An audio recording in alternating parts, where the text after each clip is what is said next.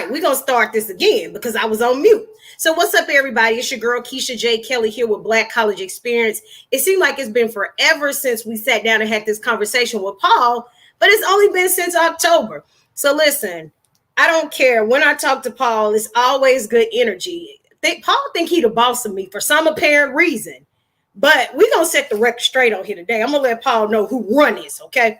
But, it's always a good time to have Paul back on the show, man. 2-time Southern University grad, man. This man is doing his thing.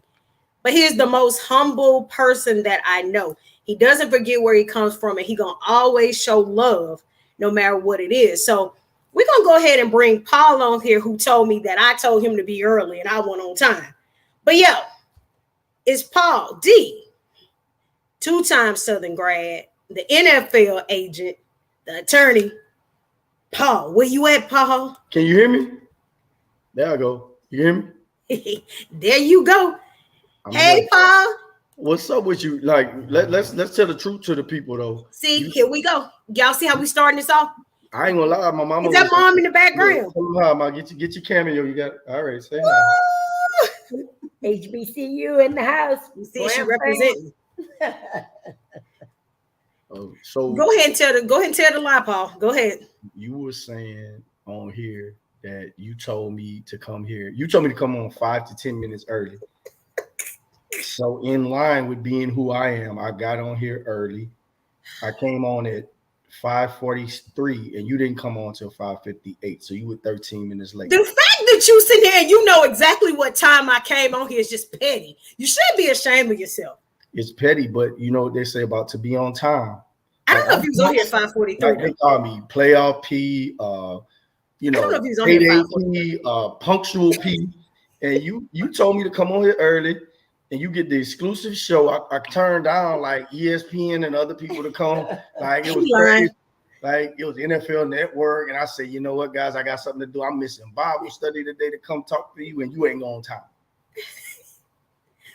Bible study on Thursday. Paul. It is. Ask the Pastor Caleb. It is on today.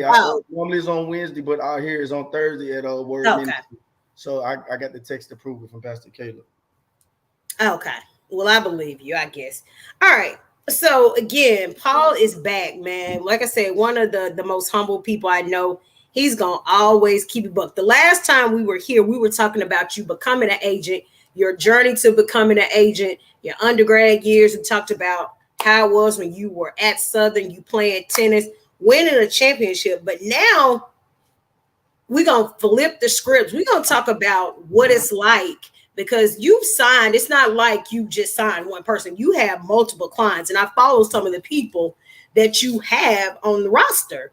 Sure. And sometimes we tend to only focus on certain people, certain names. But let's start here with some of your clients. You got some HBCU grads on your roster. Talk about those people first.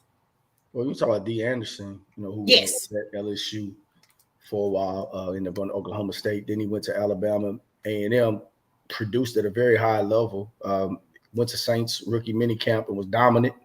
It looked like he would get a shot there. They did some things in the offseason at the receiver position that kind of precluded him from getting what he deserved. But he's with the he's in the USFL now with the New Orleans team, and he's reconnected with Akil Glass. So he should go out there, and I think he's going to do really well in that league and get another shot at the league. He's a big body receiver, can play some tight end, do whatever you need him to do. He's a dog, and I'm wishing him the best. And I know he's going to do exceedingly well in the USFL. So what has he said that has been like reconnecting with Akil? I mean, their timing has always been good. Akil throws a really good ball, like his timing and everything. So he's been happy, and you can see the practice clips. They out there getting it in. So I can't wait to go to a couple of the USFL games. I heard the atmosphere at those games is crazy, and you're gonna support your guys, whether they XFL, NFL. When you signed in, you lock in and you help them see their processes through. It is. I mean, I've heard about it, and it's a lot, of course, right here in Birmingham. So it's a lot going on in the USFL, and it's actually giving a lot of guys from HBCUs the chance to still, continue their career, even if they're not in the NFL. It's giving them the opportunity to still continue to play.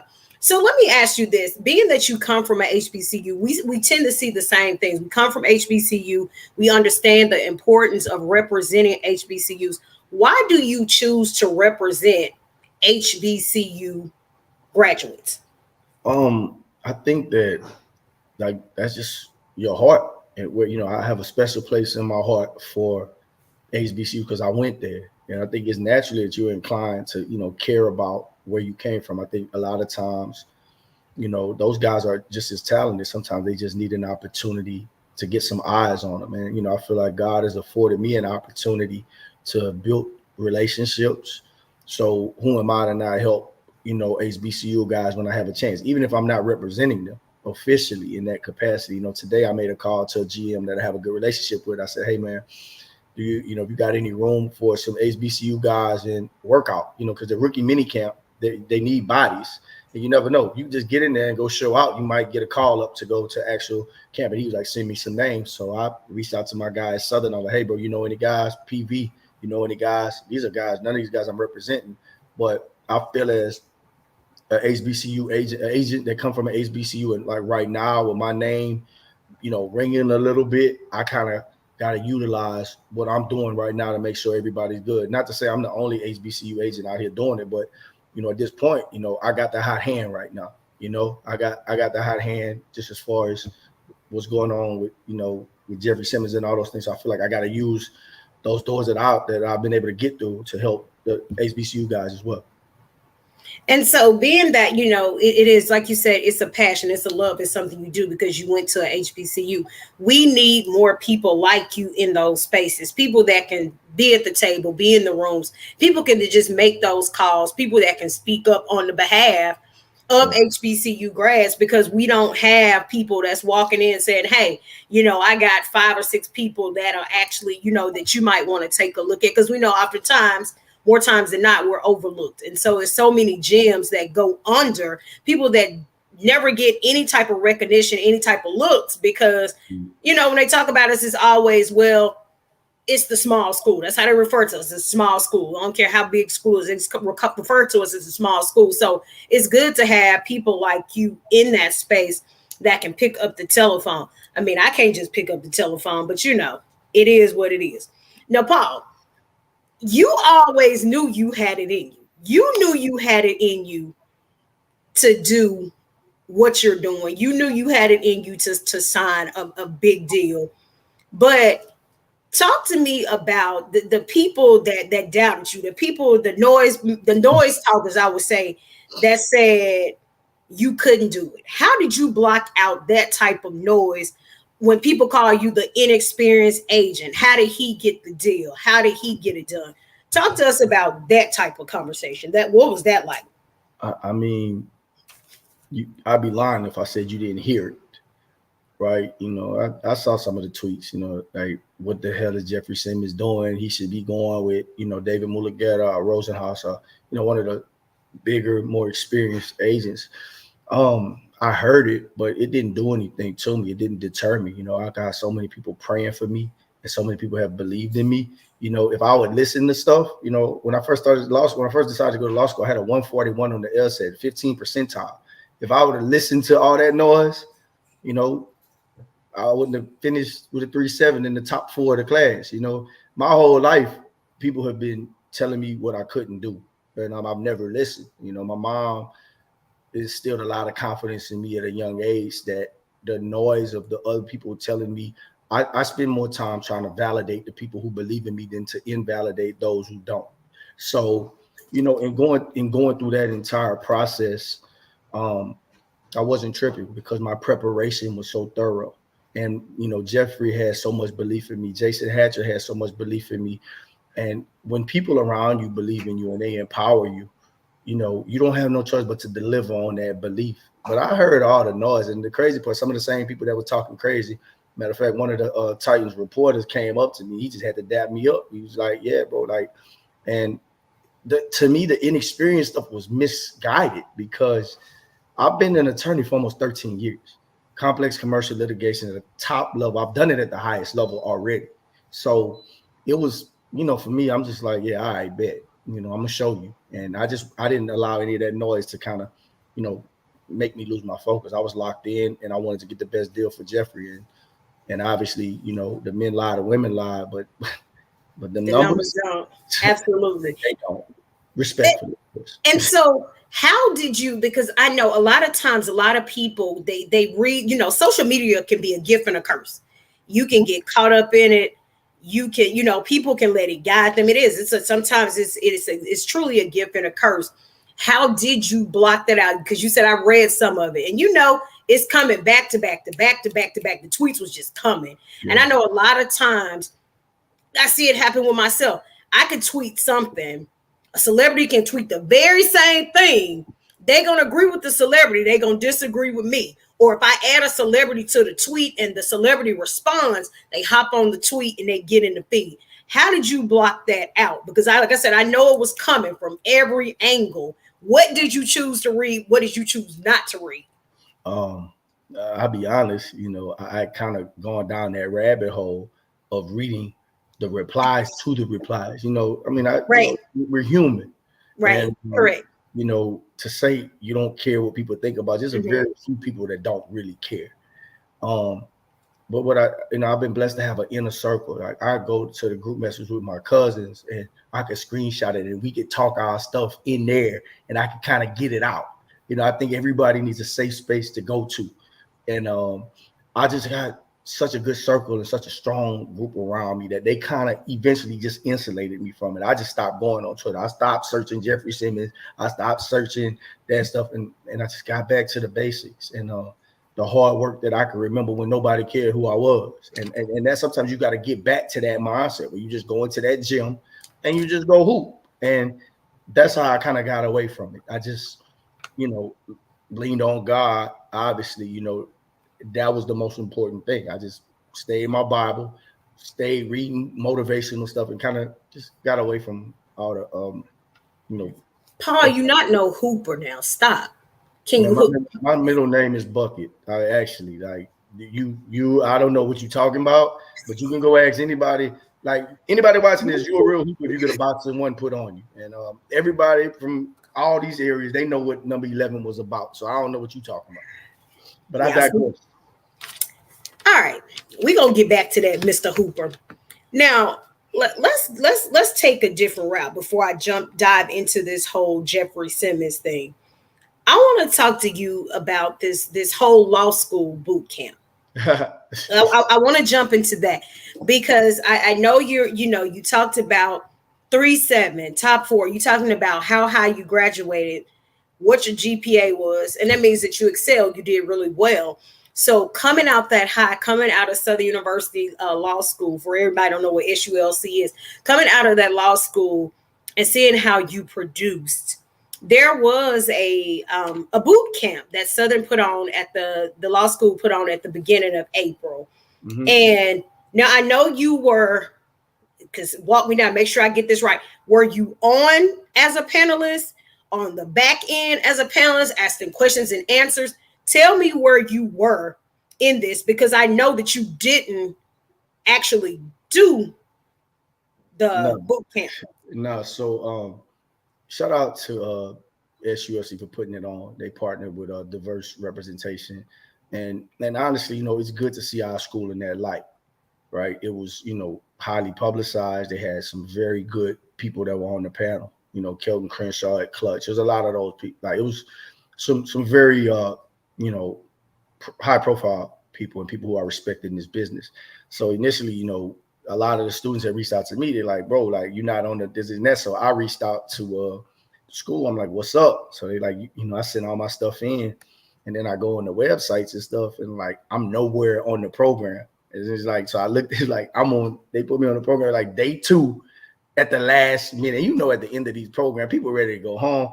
Correct. So I looked at it and I saw, it was like negotiation. It was other things that I felt I could have added value to besides put me on some alumni panel. So, I just hit them up. I was like, I'm good on it. For me, I think if I'm gonna view myself as not being arrogant or anything, but I think I'm headed into that upper echelon of agents. I'm not, I'm not no back line, no knock on nobody else, but I could have added value in other places, and that's how I felt. So, I didn't do it. And then, I'm a person, I'm very direct. I pulled up to the law center and I saw me and Chancellor Pierre talking, and I saw the person who was over the program. Shout out to VC, and I told her how I felt, and we said, we got it out. And the good news is that this year I'm going to play a pretty big part in helping, in helping get people such as yourself into it. We kind of understood each other. They understood what I had to say. With your school, man, it's gonna always be a love-hate thing sometimes. Like I still, like my heart's still there. I always want to participate, and it's my school.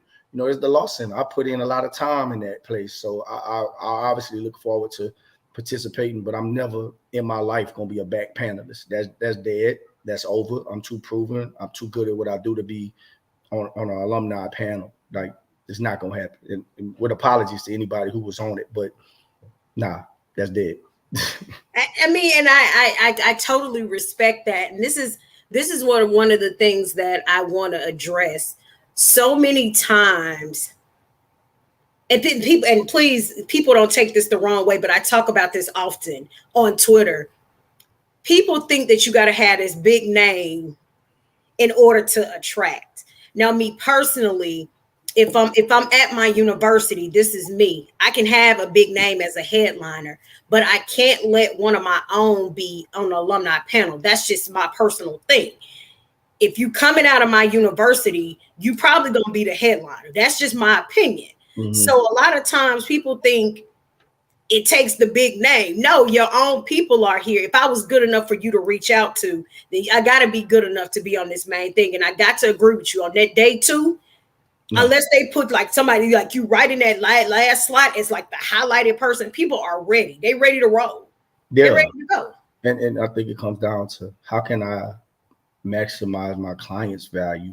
Right. And I'm not even advocating for myself in real life. It Correct. was, and at the end of the day, kids, we talked offline about it. I'm not gonna never put our in-house business outside the house. I won't say nothing about it to nobody else.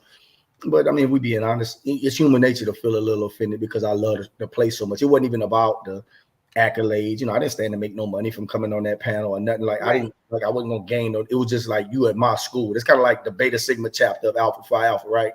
If they have some type of big symposium and they try to put somebody from another chapter ahead of me, and it's like, come on now, dog. I didn't give my time, my toil, until I was on the recruitment committee here. I didn't publish law review articles. Come on now, like. But it was a lesson. I grew from that experience, and we remedied it. And next year you're gonna be there. So it's up. So I'm gonna be in Baton Rouge. Me and Paul gonna be chopping it up. I might get some one-on-one. He might beat me in basketball. Let him tell it. Jesus, I've already beaten you in bowling. We can do rugby, taboo, badminton. Y'all see how he going through the sports? He is gonna hold on to this. He beat me in bowling line. My sister got a wheelchair. We can play wheelchair basketball. It's whatever you want to do. Like, I am outside. Even when I'm inside, I'm outside. Fine. Homecoming, we outside. We gonna see what you do. Bro, you are 4'7". I am 4'11". I am 4'11", Paul. You're not even 60 inches. Like, you shorter than my TV. You're 59 inches. That is so rude. That is so rude. Or a little person. And that's cool. You're rude. So you didn't shut up. You didn't do the boot camp, but you did do the NFL HBCU experience-ship. Yeah, that was now. Talk about that, because I remember when you text me, we talked about that. We had that conversation when we called. You talked about that, and that seemed like a perfect opportunity. What was that phone call like? And talk about what that actually is in that experience. It was crazy. So the NFL HBCU experience, it's been going on. Like they select the top of the top from either HBCU law schools, grad schools, all who want to get into sports in some way, shape, or form. So some are like sports media, sports management. Some want to be attorneys. So they pick just the top of the top kids. So they had an initial thing in Atlanta, and so all these other things. So for homecoming, I was in the barbershop, and I see a kid named Lucas Vega. He's from he's actually like one of my favorite next door neighbors is his aunt. So he and I were just chopping it up at the barbershop. Shout out to TJ Malvo. And we just, exchanged LinkedIn, this and that. He wants to be an agent. And I ain't think nothing of it. I'm just being how I normally am with people. And it turns out that the NFL officers had asked his group, like, hey, who do y'all want to hear from? So, it's naturally like they're gonna say the big name agents, and he spoke in my name in the room. And you can put your name in there in the big name agents. Yeah, at the time, I hadn't, anyway, still. I wasn't paid AP just yet. The artist, that was before. So he looked out for me, and they mentioned my name, and I knew people from the NFL office. Shout out to Steve Bowen, Akil, and all those other people. And I met the lady Kathleen at the combine, and she met me. As it happened, I had a Southern hoodie on at the combine. We talked. Next thing you know, man, then people said they was gonna fly me out. I felt like an Instagram model. They flew me out. Flew out. I got flew out, and they actually compensated me quite handsomely to come speak. But it was bigger than that, man. It was those young people are special. That next generation, they had a presentation. They had to dress up and do a presentation as if they were presenting to the NFL. And those kids different, bro. I was sitting here like, wow. So I had an opportunity to talk. So I did like a 1 hour interview. I gave a bar too. I said, sometimes you got to get out of my own, I had to get out of my own way. I said, in order to become him, I had to stop being me. The kids started clapping. I was like, I gave a bar. I got quoted a couple of times. I felt like Drake when I gave that bar. And bars. But it was just a wonderful experience. And I've been able to, like, I did one of the young people who's my frat brother. I did his show at FAMU. I'm gonna be going to NCAT in the fall. So different people, I didn't go through it with the typical TED talk. I was very authentic, very, I've shared my failures as much as I did as my accomplishments. And this was actually like 3 or 4 days before we got the Simmons deal done. So my phone is going off while I'm doing the interview. If you watch the interview, there's one point I picked up my phone because my phone, it rings different when Jeff calls me. I'm thinking it was something else, but it wasn't. It was just him wanting to ask me a random question. But beautiful experience being in New York, man. And I look forward to, I'm followed, like all of them follow me on Instagram. We follow each other. We went to a Brooklyn Nets game together. I feel like I'm locked in with them for a very long time because I want to become a leader in this business, right? Because it's putting that pressure on me to get better because I know that there's eyes watching me and seeing how I move. So I got to keep hooping, and I will keep hooping. I want to go. You made that sound real interesting. You made that sound good. I'll tell you something. I was amazed at how good the next generation, they different. Like the intellect, the tech savvy, the presentation, the enunciation. Yes. It was bar none. Like I was so impressed. So just be honest here. Just be honest. At that moment, because that you painted the picture of all of that stuff that just happened. In the back of your mind, did you have that when you got that call versus you still not doing the law school? In the very, very back of my mind, like I'm working. God's working on me. Yeah. I mean, obviously, you do.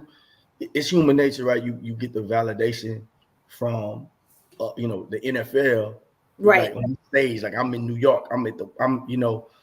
But. It was one of them things like it wasn't never to prove nothing. And I was just happy to be able to, inspire that next generation. Whatever happened back at the crib, that happened at the crib. That's family business at the center, and we remedied it. So it's all good. They like the picture. I think Keisha froze.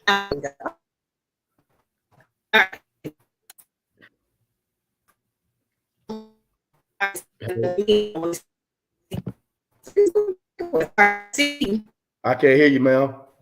I can't hear you. No, you got bad Wi-Fi.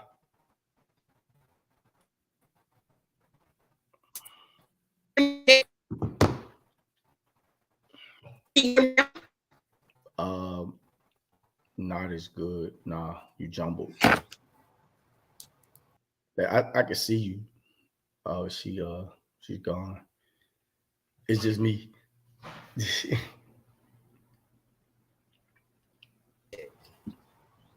There you go. I don't know what it's doing. Okay.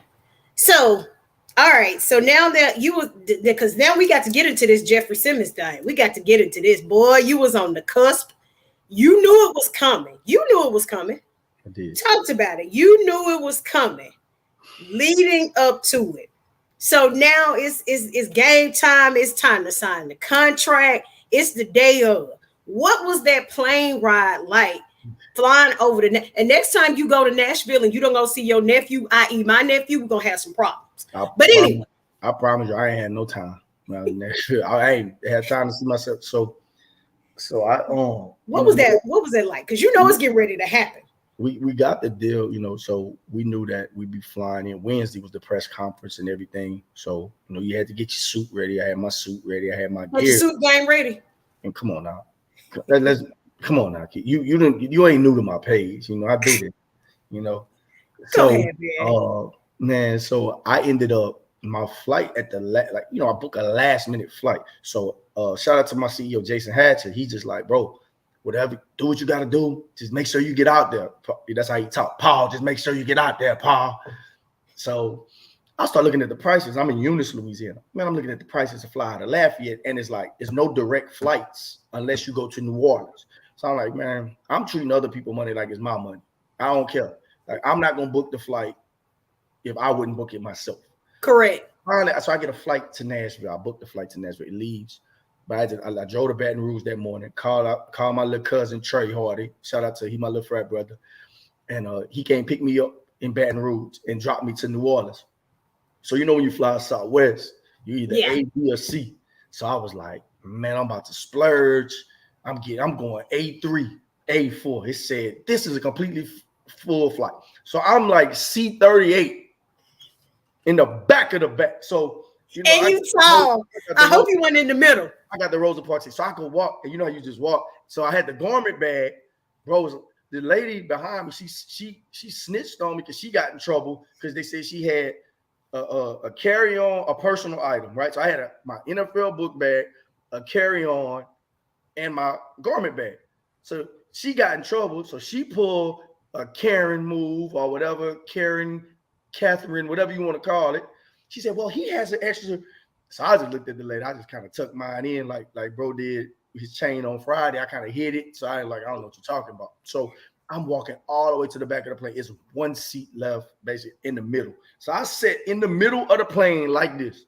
Like I couldn't move my legs. The two people I was sitting next to was offensive linemen, pretty much. So I'm sitting like this. And the crazy part, we're going to Nashville. So everybody on the plane, like people across, they're reading on ESPN. They're like, man, bro, that's crazy about the Jeff. They talking about the Jeffrey Simmons deal, how much he getting paid. Here Did you say something?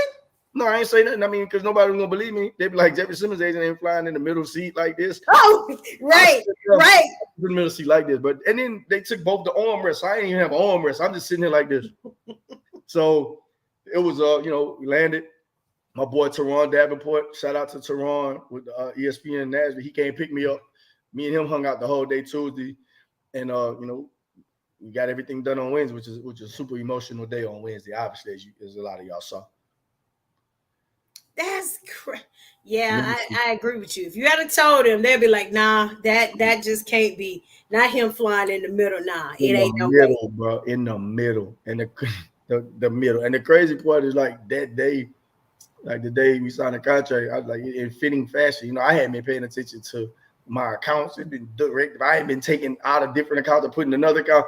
My account actually went to I had an overdraft fee the day Jeff signed, $123.18. I said, ain't no way, dog. I said, if it would, God is gonna keep me humble throughout. I sat in the middle seat and my account overdrafted the day that we signed the second largest contract in defense. At that point, I was like, yeah, bro, God, I'm gonna just leave it in your hands. I'm gonna get paid at some point. The fact that you remember exactly how much it was, though, is $3.18. I'm gonna frame it in my man cave.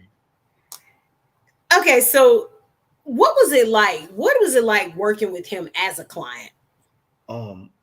Jeff is very, like, to say he's that violent on the field, like, bro is different on the field. When he comes out the field, he's very soft spoken. You realize, you see Jeff, like, what's up, bro? Like, he's very calm and cerebral off the field. Bro loves his family. Like, if he one of the people, if you with him, he with you and he love you. And Jeff was a great client. I mean, he was as great a client as anybody could ask for, because he wasn't blowing up my phone. It was more just like hit me up when it's, things we need to talk about. He didn't, a lot of times for a inexperienced agent, a team can kind of use that against you, in that they're going to create division between the player and the agent, right? You see that player getting impatient, or the agent don't have much security, so the agent will force through a bad deal.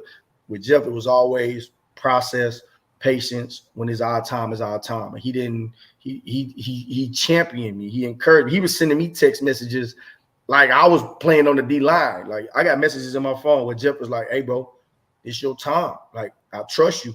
Like, he cursed in it, he like, "I trust you, mother effer," but nah, it was great to work with him. And, when I had to explain things to him, like, "Hey, bro, if we, get to a 4-year deal, here's what," like, he was very receptive, and he answered the phone. And we all know Jeff don't answer the phone, but contract time, bro answered every time I ever called him. If I call him right now, he will not answer the phone. But during contract season, he was attentive. He was as good a client as you could ever have, man. And to see, like, for his press conference, like, for him to talk about me for like 30 or 45 seconds, you don't see that often. And that meant a lot to me. It meant that all my work wasn't in vain, and to feel appreciated and to feel valued, man. If I can work with Jeff again, which I will, if I can have 10 Jeffrey Simmons, bro, I have all I need. So talking about, you say him, him sending emotional text or sending, motivational text. Sometimes it's funny. The teacher becomes the student, for lack of better words. And it's so funny because even with one of my mentees, she sends me motivational texts, and I'm like, dang, I'm supposed to be sending you stuff. And it's so weird to see people grow over that time and what they're doing. How did that keep you grounded? How did that keep you motivated? Because you knew your time was coming. You knew you could do it. It was just a matter of it happening. That one big thing. It was just a matter. How did those texts keep you going? I mean, the contract negotiations started in, late January, early February. Right. Initially we had some preliminary talks, but the GM got fired in the middle of the season. Right. So it was starting all brand new. And, with Rand Carthon was hired. Shout out to Rand, man, 42-year-old African-American GM. Rand is going to be special. He's going to bring a Super Bowl somewhere one day.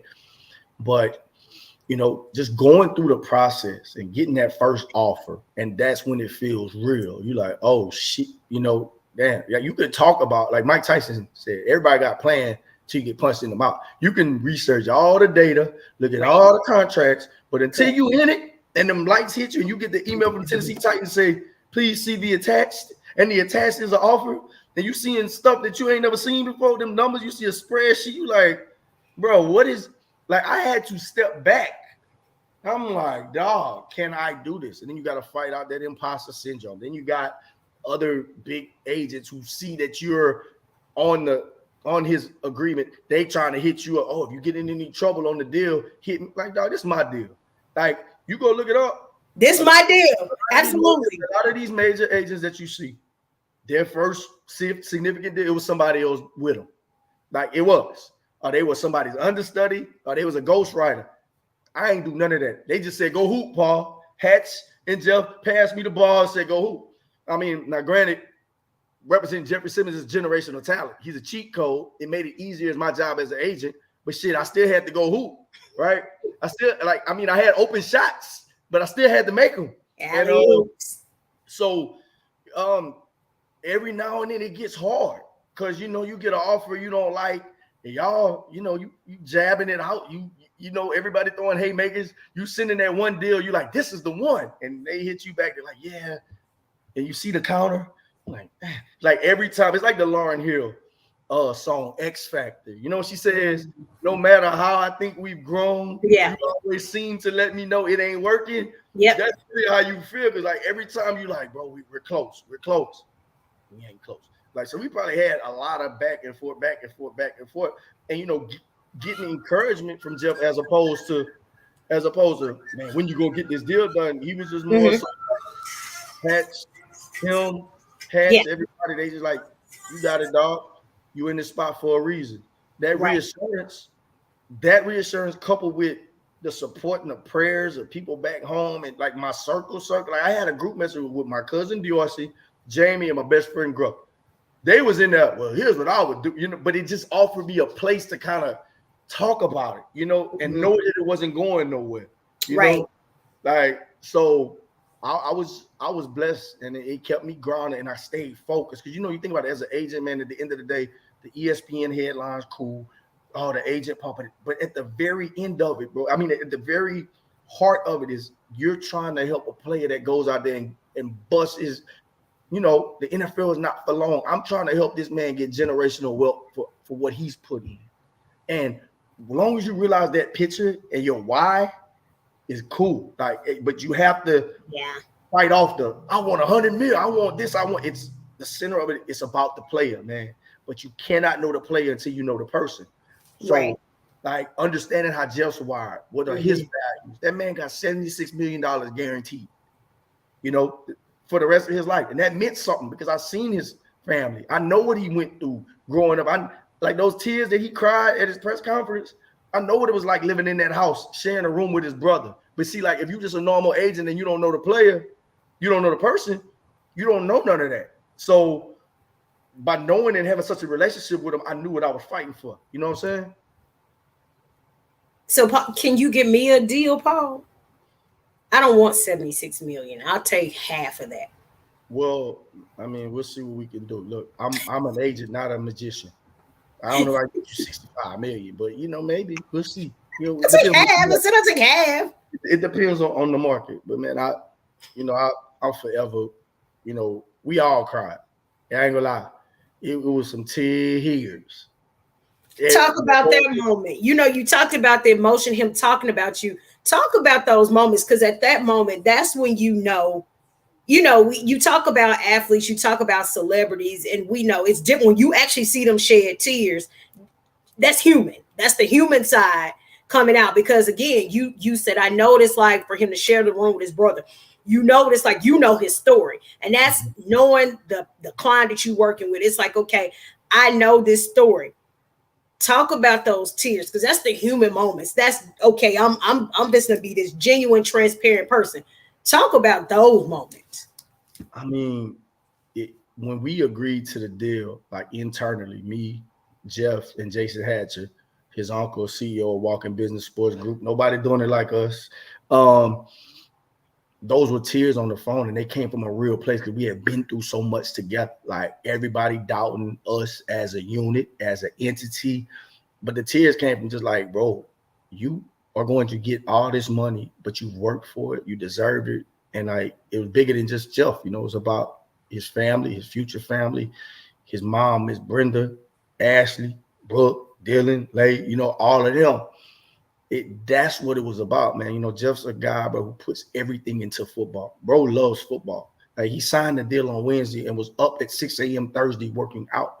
So I think the tears was just everybody had just a range of emotion. Hatcher is Jeff's uncle. So I'm sure that was just like a lot of them tears was proud uncle. Most of them was proud uncle tears, right?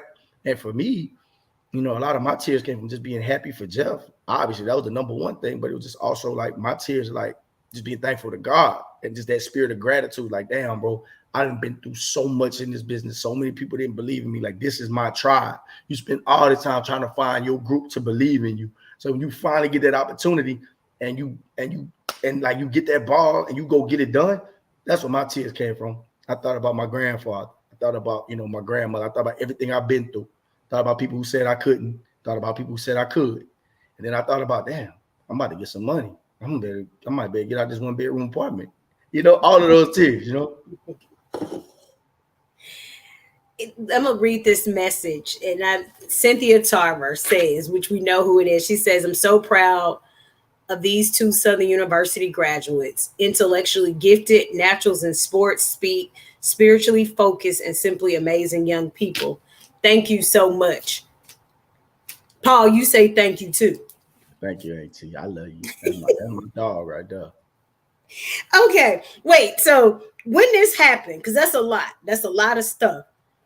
Did you feel like, in the sense, you have made it? You feel like you made it? Because they always ask you, when did you know you made it? When do you Did you feel like you had made it? No, I'm be honest. Like I didn't. It was a proud moment, but you never feel like you made it. I felt like I took a significant step towards the trajectory that I wanted to go to. Like it was never like the moment you feel like you made it, then it's time to be done. I was very present. I was very much so in the moment, but and I was appreciative of it, but nah, that ain't it. We still, like Kobe said, job ain't done. That was like winning game 1 of the NBA finals, right? It was just like, now I've announced myself as an agent. Now we've announced ourselves as a group and Walking Business Sports Group. And, the greats are consistent. Anybody can, to me, I feel like anybody can attain it, but can you maintain and sustain it? And that's where my mind went. I immediately start thinking about Tyree Phillips, who's going to be a free agent at the end of next year with the Giants. I started thinking about Jeray Jenkins. I started thinking about how we're going to get D. Anderson in the league. I was present. I was very happy about it. But Keisha, like, you know me. You know how I'm built. Right. That surprised them. To me, like, it's about damn time. For me, it's like, how do I get better? How do I lock in? In this deal, there's certain things I could have done better. But, at the end of the day, people don't understand. We were on a 5th-year option, and they can franchise tag us next year with all this cap room they got. And there's nobody else that they probably would tag. So a lot of these things go into a deal that people on the outside don't know. All they see is, Jeffrey Simmons should have got 29 a year, or I would have got it. No, you wouldn't have. And that's the hardest part. Like, I ain't gonna lie. When you see that criticism from like other agents, like, dog, you wasn't even here. You couldn't even get in how you hating from outside the club. Correct. People like, that's a steal for the Titans. Go ask Rand Carthon if he thought that was a steal. Correct. No, like, that was not a steal. That was a fair deal. It's not a steal at all. Both sides got things that they wanted. And our priority was always guaranteed money.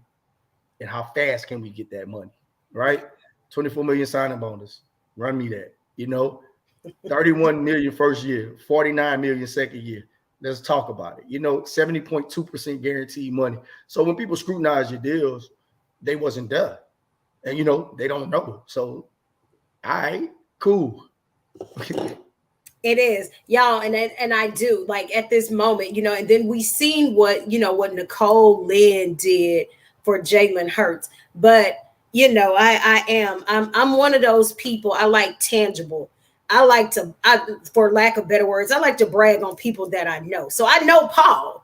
So I'm one of those people. They be like, oh yeah, this is good. But I'm like, oh, let me throw this in here. Let me throw Paul in there. Even if it ain't about that person at the moment, because I believe in highlighting people that I do know versus always celebrate. I don't know her. I know you. So I'm going to always celebrate somebody I know. No shade to her, because, I mean, they got it done. That's major for a woman, for that whole team. Like, it's just they did the doggone thing. She actually when Jeff Dill got done, because she represents Quentin Williams as well, who's also a D tackle. She get paid, around what we got. She was one of the first people to text me and tell me congratulations. So, and also Bilbo, who's with Clutch, he hit me up too. He and I talk quite frequently. So, nice. I'm always, like, within the agent community, people try to put us against each other, but like a win, like her getting that win doesn't affect me, right? Correct. Like, we're gonna be recruiting against each other for years to come, and it's just who won't be better, Like, that's really what it is. But you gotta love it. I mean, people thought me and Jalen Hurts looked alike, which is randomly. Like, me and her was walking together, people thought I was Jalen Hurts. That's pretty funny. Bro, we do look like we could be related though. So after this all happens, who's the first person you call? Well, my mom was home. Like it started heating up. Like, this was Thursday night, and Good Friday is when Jeff announced it. So the deal pretty much was done in principle on Thursday night. So the only people I would have called, my mom already knew. My boy Chad was here. My boy Mike. So, like, people who were here was nobody I really called. Actually, once we agreed on the deal internally, me and Jeff and Hatcher, I called Rand. I texted Rand, the GM for the Titans, and I just said, Rand, 3 exclamation marks. And he was on the phone with his wife. He got on the phone with his wife. He called me. He said, Paul, tell me something good. But I was like, but y'all got it. Like, we good. And bro was so excited. He was so happy. And that's really the first person I called. I hit my dad up. probably immediately thereafter. And my cousin and them in the group message who are my co-agents, despite not All being three agents. of them. Yeah, so they that's really, I didn't really say much. And then obviously, Friday when Jeff announced it and then Twitter, I was very adamant about making sure Teron Davenport got to break that story. He, for me, I'm gonna always look out, what do I look like sending that to one of the major people all the time? It was time for, somebody who deserved it and who wasn't on that stage to get that. And my phone was blowing up. People weren't too happy with me for doing that for Teron, the major people. But I don't care about the people. I ain't never needed them before. It's good. It's cool. I did what I wanted to do. We did what we wanted to do. We made the internal decision that it was going to always be Teron. Right, which is and when he says is Paul, he's absolutely accurate. When he says I'm gonna make sure who needs to get it done, he gets it done. You've done the same thing for me. So I know that to be true. And I'm not mad at you. It's you pick and choose who you want to break your news, and that's totally fine. They do the same thing. We don't flinch. So it ain't a problem when they do it, but when we do it. So it makes all the sense. So tell me, how many interviews have you done that you can remember since the deal? It's been a couple. I talked to Blaine Bishop with the Titans, with the former. I did a couple of ESPN Nashville interviews. Obviously, some people from family, probably like 5 or 6. And there's been a lot more people hitting me up, but it's just like, all right, bro, I can't do everything. This was the one I had to do. Like, right, I knew I had to do this. I owed you that.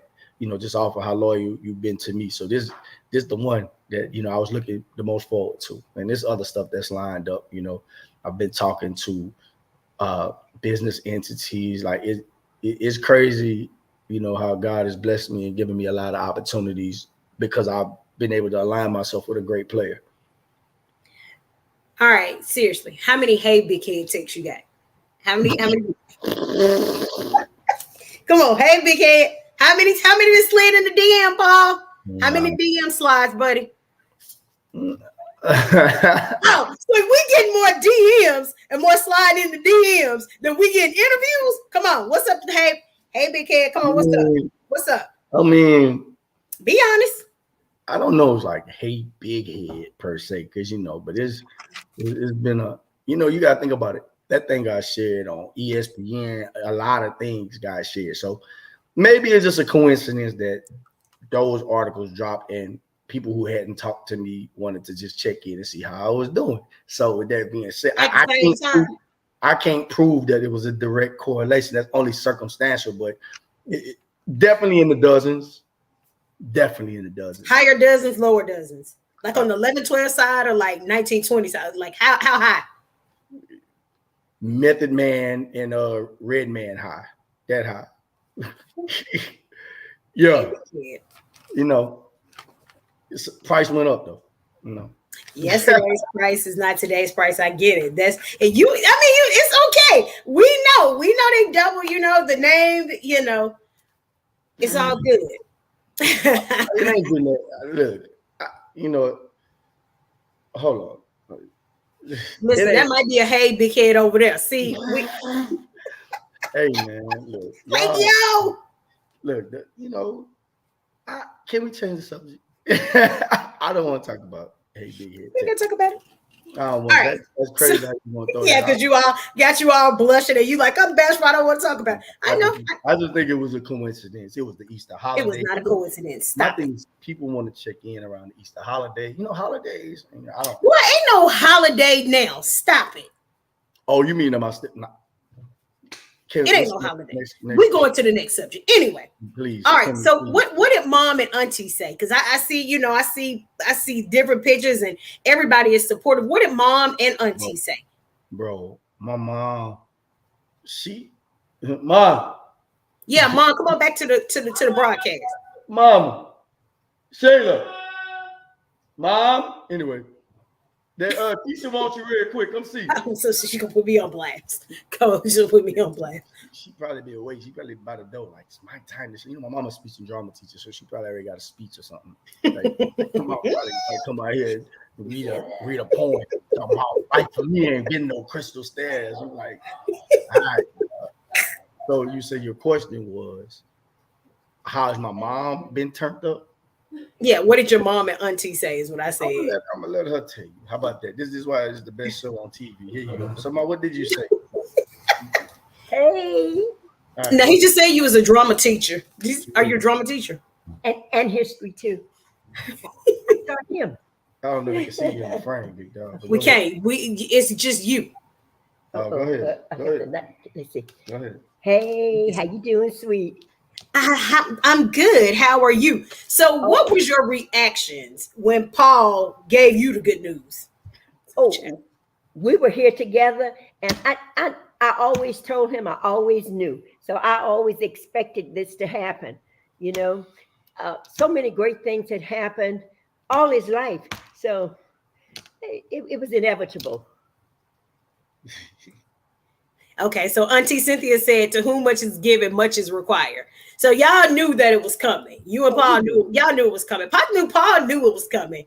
It was just a matter of when it was coming. Right. What did Dad say? Oh, he's so happy that his name is out there because they share the same name. So he's proud as a peacock. We can't do nothing with him.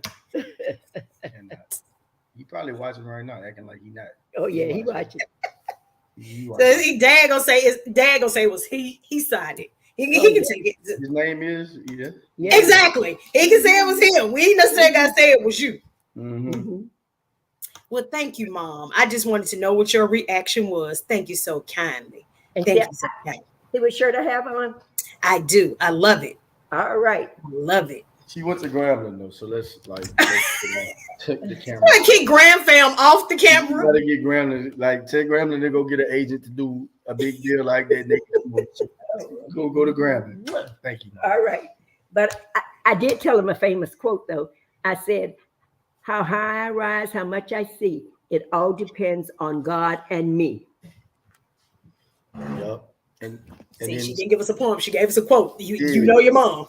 And my auntie probably had a quote when it came to contract negotiation. Probably was Tupac. Hit them up. You know, those are the balances in my life. My grandma. You gotta have them. I love it. One auntie saying hit them up. My other auntie saying pray for them. You gotta have the balance. So I know family is very, very important to you. You always talk about mom and auntie and dad, sister and daughter. What did sister and daughter say? Man, because daughter was rolling with you. She was up there. I think she was on the FaceTime talking too. She was on FaceTime talking to Jeff and them. Yes, when y'all were out eating crawfish, I think. Yeah, that was for good. Because I got tired of you talking about crawfish, man. Yeah, so it's like an inside joke with her and the rest of the guys. You know, one time I was on Instagram and I was like, I started singing a Broadway song saying, I enjoy being a dad, right?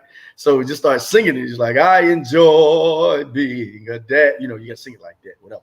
So she sings it to them. So we was all on FaceTime, me, Jeff, Tyree, all of us on FaceTime. And man, she was just, you know, my sister's always proud of me, like since ever. Like my number one fan, she bragging to everybody. So that's nothing new. That's been consistent my whole life. And you know, seeing that she'll never walk, you know, it's important to me to, you know, when I can push it as far as I can. You know, I'm doing it for both of us. So, you know, it's like all I win when I'm able to do something good. I'll be a part of something special. As far as my daughter, that was a little different, right? You know, my daughter has seen me work at something. She's seen me, you know, fail and try. And a lot of my strength I found in her, you know, in going to speech therapy. When she was struggling, you know, with her speech, she kept at it. You know, I found motivation from her. So as a parent, man, to see you to do something that your child is proud of, somebody that's gonna love you unconditionally anyway. Like my daughter would love me the same, whether or not I had nobody in the league versus in, but for her to see my name and for us to be watching ESPN Live and you hear Marcus Spears say his agent Paul, you know, hopefully for her, that's showing her a testament and like, you know, we can do anything we want to as long as we battle that adversity and keep going. You know, and everybody in life is gonna have their own moment. Like for me, this was something personal to me. I wanted to show myself that I could do it. Like your moment might be something else. You know, your $94 million deal might be, you know, you want to host something on ESPN. Everybody got that one mountain that they got to go get. It's like like Simba had to do. Simba had to go back to Pride Rock and go get it. And this was my fight. I had to go do it. Now it's like, you know, I understand what my why is. Like the why was never ESPN. The why was never blue checks. The why was validating the people who believe in me and who love me.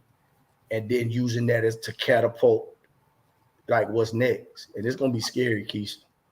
It's about to get ugly. Like ugly? Or like ugly? Think of the ugliest person you know. You ain't right. It's uglier than that. Really, Paul? Yeah. That's dope.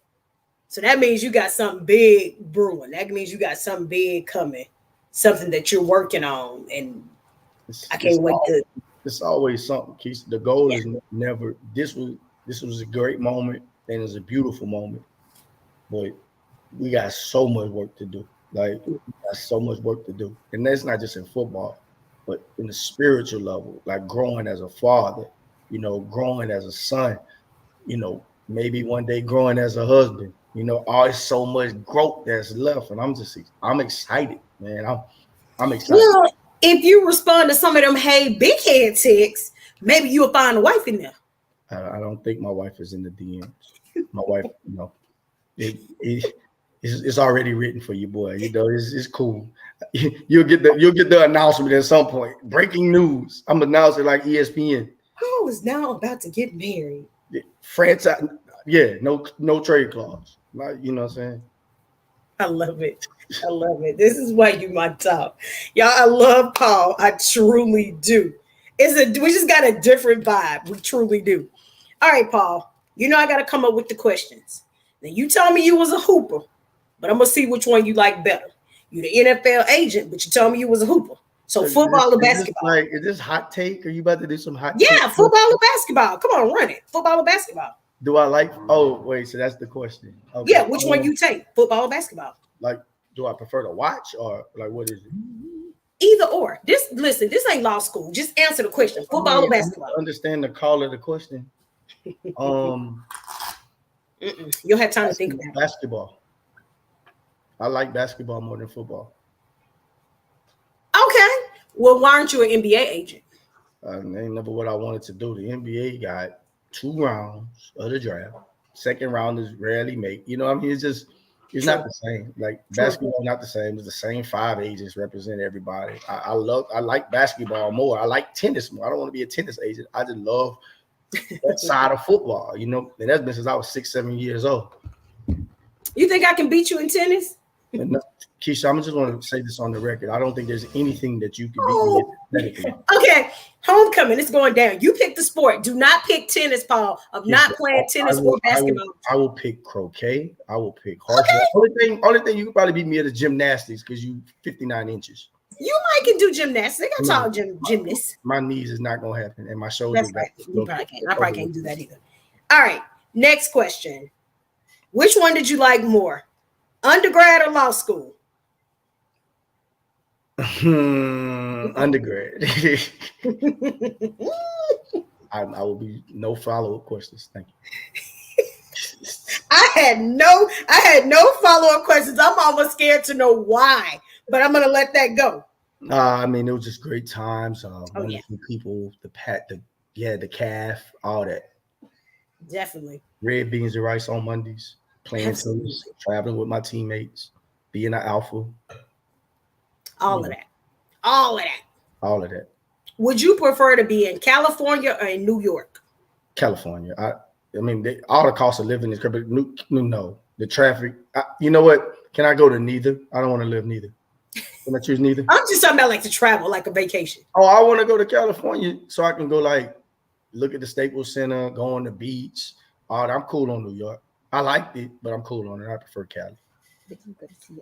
All right, I probably know the answer to this because I got sick of you talking about it. You taking crawfish or shrimp? Because I got sick of you talking about crawfish. Bro, it is crawfish, and it would be disrespectful to the crawfish. I love crawfish. I want to be a crawfish. What are you talking about? Like when I was little, my mom and them used to go get crawfish, and I used to know how to peel them. So everybody else had to like peel them and throw me something like I was the damn family puppy. And even my sister like was peeling faster than me. And I was just like, hell no, something got to change. Oh, wait a minute. I had to channel my passion. Take me back to this. I want to be a crawfish. I gotta get past that first of all. You never seen the meme where it's like, I love crawfish. I want to be a crawfish. You never seen that? I seen it. Unc seen it on one of my godchildren. Send it to me. So I'll tell you, it's like, I really do love crawfish though. I'm like, I remember the first time once I learned how to peel them. So once I got my mind right, and like I told you, my life, I've been an underdog. My mom and them would order 6 pounds, and I would literally get 7 crawfish because they would eat like every 4 for them. They would give me 1. Do the math. How many?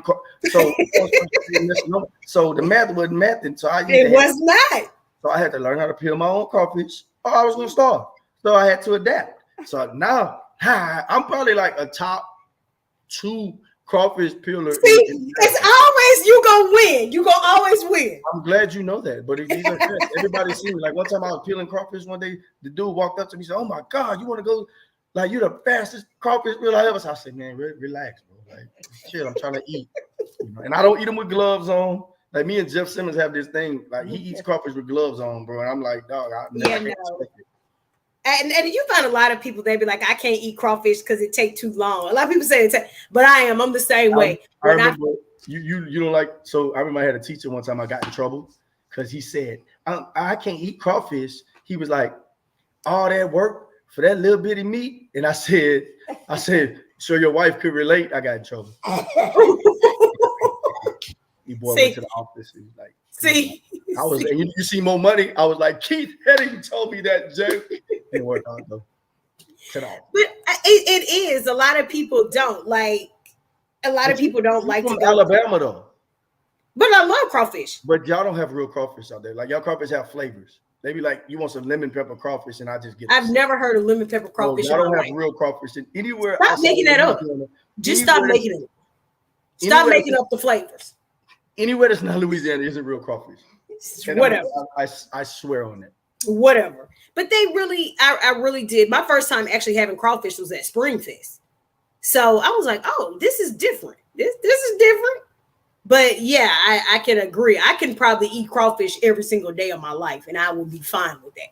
I'm going to do that while I'm in Eunice. I will eat crawfish every day until I go back to Dallas. How long are you going to be at home?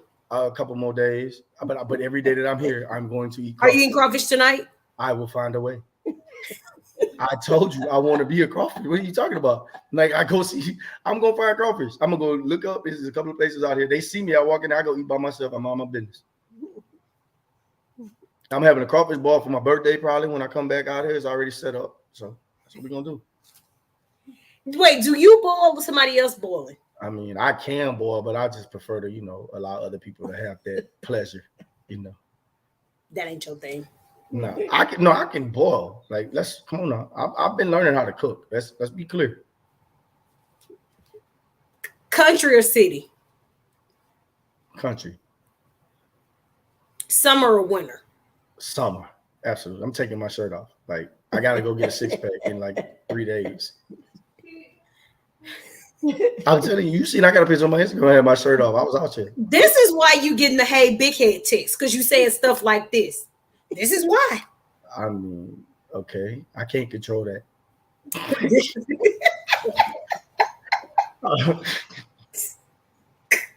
Not about to play with you on here, man. Chicken or fish? Keisha, I'm black. It's chicken. That don't mean nothing. You know the interesting thing about fish though? I didn't know that salmon didn't have an L. Like, I'm so from the country. I was doing an internship. I was saying salmon with the hardest L in front of those people. Yeah, everybody did. Yeah, but I didn't know it was salmon, and it don't make sense because like you say calm, right? The L is silent. So why is this? It don't make whatever. It's the English major in me. Don't make sense. But chicken, fried, just to be not baked. Oh, drums or flats? Nah, this is a tough one. Long as it ain't boneless. First of all, anybody who eat boneless wings, can't be trusted. I don't trust you. But boneless wings ain't nothing but like chicken nuggets with an attitude. Like, they bougie chicken nuggets. Like they're like the fam. They're the FAMU of the SWAC of chicken nuggets. That's what they are. But I'm gonna go with flats now that I'm getting older. Like I'm getting older now. I can't be like the flats is just more efficient. You know, the drums require a little bit too much. But if we had a baby shower, I gotta eat drums just for nostalgic purposes. Like drums at my baby shower whenever if there will be another one. All right. So you taking ranch or blue cheese? Bro, who eats blue cheese? Me! Had it earlier. Bro, if blue cheese touch a piece of my wing, I'm throwing the wing at who. Bro, I don't. Keisha, you like blue cheese, dog? I do. Bro, I did. Okay. Don't tell nobody that on a date, Keisha. Don't tell nobody that on a date. They know. That young man is gonna be like, you know what? Get me out of here. This lady eating blue cheese. It's a question on the floor. Talk to us about potato salad. Something going on with potato salad. You got to think with potato salad. God, bro. Oh my God. Potato salad is the worst food. I don't care if people be like, it ain't everybody potato salad. I can't do it. I'll never do it. You know, they say you can do all things through Jesus Christ who strengthens us. I cannot eat potato salad. Bro said he'd do anything for love, but he won't do that. I think there was meatloaf made. I can't do it. Like if the potato salad touches the fish gotta go. I hate potato salad. I don't care who make it. I can't do it. I hate just don't like it at all. Please change the subject. I don't want to talk about it anymore. Next question. Would you rather be hot or cold? Mama, no, this ain't Family Feud. I'm all over here talking about a good answer. Good answer. Sheesh. I'd rather be cold than hot. Yeah, because that's why I sleep with the air on like 63. Oh yeah, But over here, my mom and my sister, like I don't have control of the temperature over here, and it'd be some. It's hot, bro. Yes. Yeah. For no reason. I know. That's how my mom does. My mama got a different air upstairs, but she still just like insisting on making us hot down here. It's just me and Shanae, so I don't know. Yeah, that's how my mom does, and it's like I can't win with her and my twin sister for some reason. They're gonna always be hot or cold. And it's like she wake up in the middle of the night. It's like she got a sensor when it gets to us. Like if I go change it, I wake up in the morning and it's always 76 degrees in here, and I just don't understand it. Yeah, that's me. And I'm like, I do. I have to have the air conditioner and the fan. I have to have everything. I got to freeze. And I'm okay with that. Okay. I'm okay with that. Okay, Keisha. Creed 3 or Creed 2? Oof. Now you just thinking about Michael B. Jordan with his shirt off right now. I was not. Yeah, you was about some. I got to think about Creed 3 was really good to me. So I'm going to take 3. Bro, come on, man. Let's keep it a band. Bro had never had. How bro to have a fight his whole life, and he just get the beat. He the world champion. He 1-0. The crazy, and it's like it happened so fast. It wasn't like no build up. It just happened. Bro, I woke up. I went to the bathroom. I came back. He had a belt on. Bro, I had no process. bro, I went to the bathroom. I went to see Creed 3 by myself. True story. I came out to the bathroom. I came back. Bro was the champ. I said, "What the hell are you the champ?" Just going to the bathroom. They had to hurry up and build a story. Well, they spent so much time going back and forth from him being a kid to him growing up. And I'm like, yo, it's a lot going on. No, it went too fast. Yeah. All right, house party 1 or 2. Well, I just want to start with the house party. Play was the worst friend that a human being could ever have. I want to say that. Like, by the way, Play's a terrible person. I'm in my dissertation. I'm gonna write about that. But house party 2. I prefer house party 2 because I like the element of college. I like that, like they do a pajama. I like the pajama jammy jam. You had, kid lost his girl to the fake pro-black guy. Queen Latifah was hating. You had Play took his check. All that, kid was overcoming his father's debt. You had so many elements. As an English major, you had man versus man versus himself, man versus the dude with the hairnet, the mean guy. It was a great movie. And then they played that song, that song, As Long As You Keep Your Head to the Sky. I never knew that. The name of the song is called like Optimistic or something. Yes. And then Tony Tone had the cameo. Great movie. House Party 2 every time. Now, House Party 4, terrible. House Party 3, bad. And then new House Party, just throw it away. The new House Party. I don't think I even finished the new House Party. It don't even deserve to be on Tubi. That one. They don't even need to put that on Tubi. Yeah, I don't think I even finished. It's the worst movie I've ever seen in my life. After 13 minutes, I got mad. No, it's terrible. Favorite TV show? Ever? Oh, it got to be black? That's tough. Favorite TV show? Fresh Prince. Why? Damn, anybody ever asked me why? Come on, why? I think because I just enjoyed the banter between Will and Carter. See a fluent black family on TV, to see Will come from West Philly and overcome all the adversity. And it was just funny. And I actually enjoyed the new Bel Air too. I enjoyed Fresh Prince, Wonder Years, Saved by the Bell is up there. I'm not gonna lie to you. Yeah. Saved by the Bell. My mama used to make me go to piano lessons, and I had to miss Saved by the Bell sometime, like the first 15 minutes. But I mean, Saved by the Bell was good when like everybody wanted to be Zach Morris, whether you was black, white, whatever. You wanted to be Zach Morris. I didn't want to be AC Slater because he had a Jerry curl. Couldn't do it.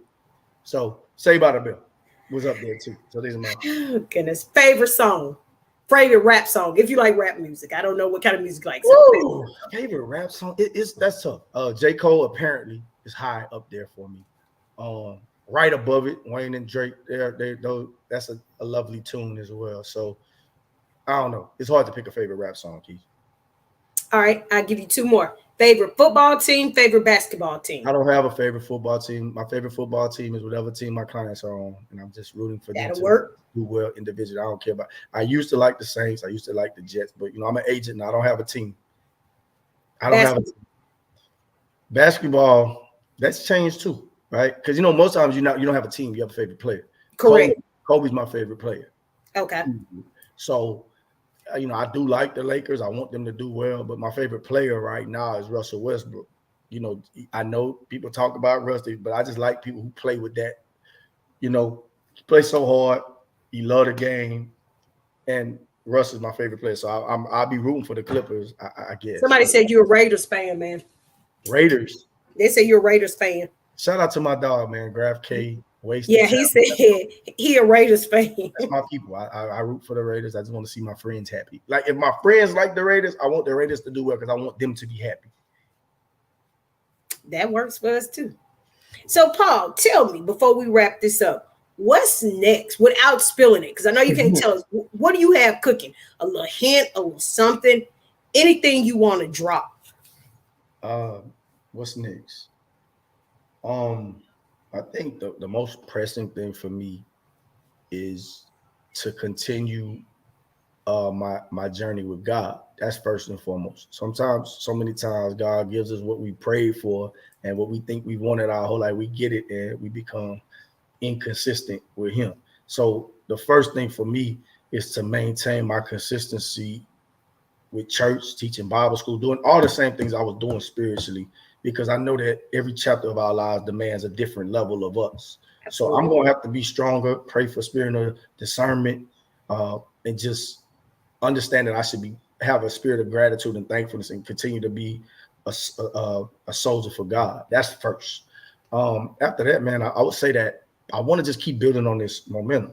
A lot of people have said good things about this deal and, what we did, what we were able to do at Walking Business for Jeffrey.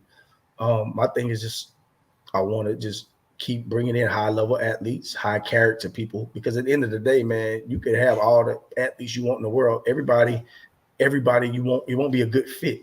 So I just want to just keep working with people who fit well with me. Obviously, we'll keep growing Walking Business. We'll add more pieces, learn from what we just went through. I mean, think about it.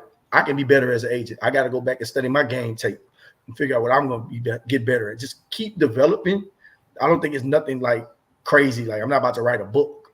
All right, no book about it. I don't have no projects, even though failure football is something that is in the works.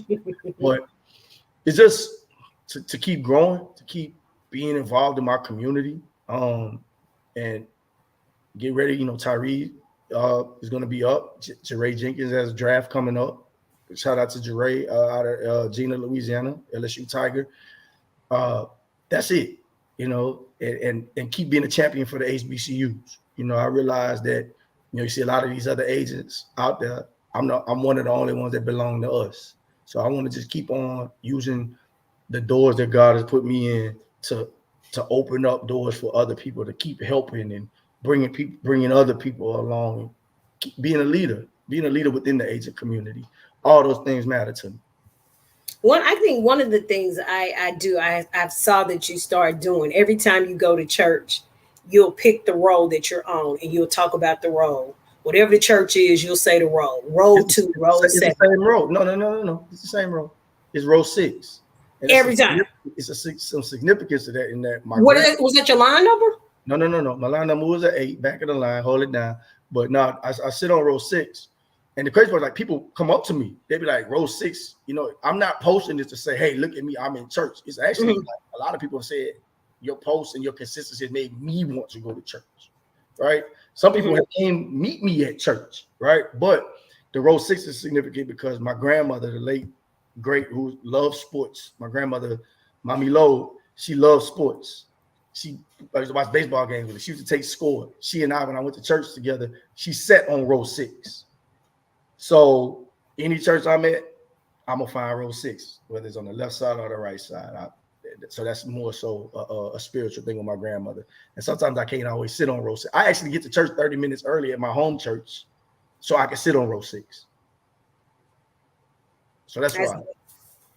That's different. That's some significance. John said, Keisha, you are the next HBCU agent. Bet money.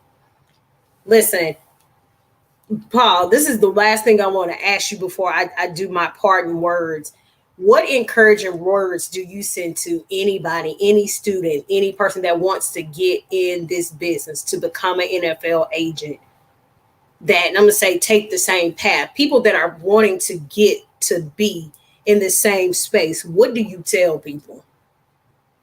Tell them that it's not going to be overnight. It's a process, and I think people, like, there will not be instant gratification. You'll be very, very lucky if it just works out for you. So I would say that you're gonna have to stay the course. You're gonna have to tap into. You have to go to something that you didn't even know you had in you to get there. And I'd say align yourself, be present. Go to these Senior Bowls, go to these All-Star games. People think that you got to meet general managers. You ain't gonna meet general managers off rip. Meet those scouts. Build organic relationships. Learn the craft. Learn about football if you want to be a football agent. Learn about basketball so that you can learn. Study. Go on the Sport Track websites to see how contracts are going. Like, learn that. Become a student of the game. And if you just want to do it because you want to take pictures, or you want to be around athletes, or you think it would be cool because you watch Jerry Maguire, you know, man, don't do this. Don't do it. You're not gonna make it. And I promise you. I would say this in my TED talk. You know, my first, like, it's been 8-9 years I've been doing this, and I just got to ESPN, right? You know, every time I thought I was gonna get there, something happened. You gotta have this level of, you gotta have that dog in you. I'm just being honest. If you don't, it's okay to not be an agent. There's other avenues to be in football that don't require agency. Save your money, be good at what you do, build relationships, because at the end of the day, the relationships with your players, their family, that's the only thing that's going to sustain. That's all you got at the end of the day, is the relationships. And once you've built the relationships, most things are going to fall into place for you. So first, I want to say thank you so much, Paul, for joining me again for round 2, this second set of interviews. Y'all see how me and Paul laugh and cut up, but true story, y'all. True story. I really did. Me and Paul did. We weren't in law school together. We weren't in school at the same time. True story. I think I was just on Twitter one day talking about I want to become an NFL agent. I just know he went to Southern. It ain't like we had a phone conversation. It ain't like we sat down and talked. And when I say genuine, when I say true, genuine person, I've never in this business, because being a Black woman in sports is probably the hardest thing I've ever done in my life. It's hard. It's hard. And so 2 things, Paul, recently, you know, you're speaking on the behalf of women in this industry, because it gets tough for us, and we don't have a lot of people speaking up for us because everybody competing against us. So we competing with everybody. Thanks. But the day that I was actually on Twitter, and I can tell this story over and over and over and over again, you said, "Hey, I got you." Mm-hmm. When you said "I got you," you meant I got you. And it wasn't no, "Oh, I'm gonna say I got you," and then I ain't got you. When you said "I got you," you had me, you sent me what I needed, you really had me. So to see that kind of authenticity from a person, to see somebody that says "I got you," I can see how those things transfer over to your clients. I can see how they transfer over to the people that you deal with, because when you form the relationships, you just have that personality like, "Hey, I got you. I ain't looking for nothing in return. I ain't looking for nothing special. I ain't looking for no thank yous. I believe in you." And it's authentic every single time. Every single time it's a conversation. It's authentic. We'll laugh and joke, but at the end of the day, I know if I need something, I can call you because I know you got it. I know you got me. Whatever it is, I know you're going to be 200% upfront. You're going to tell me what it is. So just going back to that day, I truly appreciate it. And even if I never get to that agent stage, I truly appreciate it because you sent me exactly what I needed at that point. It's like, oh, okay, well, shoot, if Paul said I can do it, shoot, I know I can do it. I know I can do it. If you said it, I know I can do it because you've been in that space and you know what it takes to get to that point. So I want to tell you thank you. And like I said, we'll go back and we'll start joking and acting crazy. But I will always forever be grateful for that, because nobody ever came to that point. Somebody came after that. But I was like, you were the first person. It had to be a Paul. It had to be somebody that said, "Hey, I'm going to step in there." Hey, because you could have easily been like, "Oh, okay, well, I'm an agent, cool." And I had people that were agents. But it was more so we had the conversation. It was more about the fluff of trying to flex about what they had. But when I hear your conversation, when you say most of the people got the deals, that was somebody's understudy, I laughed because in my mind, I already knew what that looked like. Yeah, I think, man, you thanking me, I mean, that's cool and all, but I obviously have to thank you because you provided a platform for me. And, sometimes even when you don't believe in yourself, sometimes it's that belief that other people have in you that carries you through. You know what I mean? So I appreciate you for treating me like I was a major agent when said, I was not paid AP yet. I still ain't yet. I ain't done enough yet. The paid AP thing is just cool to say. But no, I appreciate you. And I like I said, I know what it's like to not have people help you along the way or help you and they want something. So I always said, when I got into a position to help somebody, I'm gonna help them. And I've always been like that. That's since before, like I spent my college break starting a step team, so some things are just innately in you before you get to this stage. And I believe my legacy as an agent, as just a human being, ain't really so much on what I accomplished, but what I help. It's like how I help other people climb and make it easier on them. And I still think you are a special talent and you can be able to do whatever you want to do. So you don't need no TED talk from me. It's already in you. When you got it, you got it. I see you take pictures with Pat Mahomes. You know what I'm saying? So like some people have that ability where they just connect, and the people who have it, and they can see it in other people. It's almost like the two Spider-Mans pointing at each other. Like, oh, yeah. You'll get it done. And like, I'm gonna continue to help not just you, like Black women, but just I want to help everybody. There's been white boys in my inbox with Daddy, probably the president of Phi Alpha Delta, but people who want to learn and people want to grow. If I can help you with my experiences, I'm gonna do it. And I ain't obligated to respond to you right away because I'm busy, and don't play with me like I'm on your clock. But I'm going to help you if I can, because that's really the Christian thing to do. You know what I'm saying? It's bigger than the agency thing. I'm trying to get to heaven more than I'm trying to get to the NFL Hall of Fame. Absolutely. As an agent. So, absolutely. Well, thank you once again, Paul, for joining me. This was so good. Now, I'm gonna go back and laugh at these "Hey Big Head" texts, bro. Listen, certain clips of this interview. Talking about that, man. Certain clips of this interview are going to be uploaded, bro, and that's gonna be part of it. The Hey Big, I don't know. I have not received any Hey Big Head texts. I just want to put that out there on the record. All right, so whatever. So again, thank you, Paul, for joining me. I appreciate it. Listen, good luck with everything. Of course, we're going to be on the lookout. I'm going to be looking out for everything that you have coming up because I know you got a lot of stuff brewing. My mama wanted to show you this. Let's see. So we got this bottle. That's what I thought you was going to talk about because I saw the picture. My mama wanted this. I don't drink. So my mama I don't know when she gonna pop this, but I think we're gonna put it in a box and frame it. It was a gift from from the Titans. You know, me and the general manager, you know, we built a good rapport, and it was, you know, he said it's your first of many big deals. And you know, in my mind, I'm just thinking, you have to send me another one because me and Jeff coming back, we gonna get y'all gonna have to pay us again. We gonna see you again. I'm so proud of you. Like I really am. You have done it. It's this. You have had some funny moments in this, even with the sitting in the middle in row C.